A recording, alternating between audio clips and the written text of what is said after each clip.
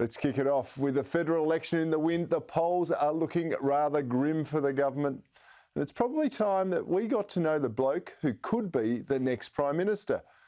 Anthony Albanese. He's a long-serving member of the Labor left faction and he's enjoyed a 26-year parliamentary career. I'll remind you, he represents the inner city, very woke electorate of Grayndler in New South Wales. And despite being around politics for more than a quarter of a century, you probably don't actually recognise the man asking for your vote at this next federal election. You see, Albo, as he's widely known, is barely identifiable from his previous self. He's got new suits, new glasses, and a healthy weight loss. I mean, he almost looks prime ministerial, doesn't he? All politicians go through these changes when looking to climb another position up the greasy pole. You see, the new glasses, they reset the face, and look, I've even known politicians to have plain glass opticals just so they appear a little more serious to the electorate. And the weight loss, well, that is all about being camera friendly and looking a bit less like a bloated gourmand feasting permanently on the public purse, as some of them do. And I remember, again, coming back from a parliamentary break, and seeing an emaciated Malcolm Turnbull, and I turned to a colleague and said, he's either sick or he's making a run for leader. Well, he was making a run for leader, wasn't he? You see, this is the stuff of modern politics, where appearance matters in trying to get every vote possible. But what matters more to me, and I hope to you as well, is the history, the attitude, the long-standing intent of those actually seeking your endorsement for the top job. I think that's far more important than how they look or the suite of policies that they present for any single election. Because we've all learned through hard experience that policies are mostly hollow promises. But the ethos underpinning how a nation should be governed is often hardwired from decades of experience. So I don't see how that changed at one election. It's the age-old saying, isn't it? A leopard doesn't change its spots. So, when you examine Albo's spots, what do you find? Well, it certainly presents differently to what we see on our screens today. His maiden speech paints a telling picture. There's no real work experience, apparently, outside of the union movement. He was critical of the need for a sound economic basis for policy, and in particular, a third runway at Sydney Airport.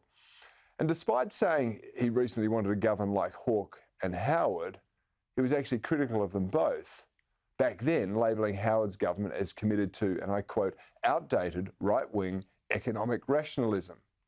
Well, if that's a problem, then it seems to suggest that you support modern left-wing economic irrationalism, colloquially known as magic pudding economics. Now, in that speech, Albanese lamented that there was actually a growing trend of contraction in the public sector. That means that he wants bigger government. But then he went on to specifically target cuts in infrastructure spending just after he'd lambasted the infrastructure spending on the third runway at Sydney Airport only moments before. It's true, he was each way Albo back then, and he's big government Albo back then too, and he is today as well. His time in the Parliament has been just as interesting as his first speech. He famously declared, "I like fighting Tories. That's what I do." Well, it now appears he actually wants to be one. But it's often the little things that provide true insight into character. Now, these are the things that often go under the radar, but they can be very insightful and very telling. Now, I always thought that when I was in Parliament, I'd examine how Anthony Albanese and others chose to uphold personal requirements that are made to the Parliament. These are the standardised requirements common to all parliamentarians, including a disclosure of pecuniary interests. This is a record of external assets, liabilities, gifts and benefits that all politicians are expected to fill in comprehensively. The rules are clear, and there is an expectation of politicians, for the good of the Parliament, should adhere to both the law and the intent behind it. These disclosures are required for spouses too, and that's prudent. It means it's one way of showing that there could be a potential conflict of interest within a family group. Now, Albo was married to a New South Wales politician, Carmel Tebbit. They've since broken up, which is none of anyone's business. However, While they were married, Albanese had this to say about his legal requirement to disclose the financial interests of his then wife. In one report dated 20 October 2010, he claimed that he didn't know if his wife had a bank account, savings or investments accounts, or any liabilities. However, he did declare knowing she didn't own any stocks or other investments. Now that seems rather inconsistent and a trifle odd to me. Now in the next term, that was the 44th Parliament, he detailed that he did know his wife, his then wife I should say, actually had a bank account. But then there was the 2017 requirement for all parliamentarians to declare their citizenship status and those of their parents. Now he completed the form, and in accordance with being raised by a single mother, he left the name of the father section blank. Now, that's entirely appropriate if you know nothing of your father. But Albo had been on a journey of discovery to track down his biological father years before. He succeeded and reunited with him on several occasions in Italy before his father's death in 2014. Now, frankly, I think that's a wonderful story of reunion. But it does suggest the 2017 disclosure wasn't as full and as frank as perhaps it should have been. Now, whether Albanese, being the son of an Italian citizen, entitles him to Italian citizenship and therefore, under the High Court's ruling, rendered ineligible to sit in Parliament, is strangely an unresolved question. But I think it needs to be resolved.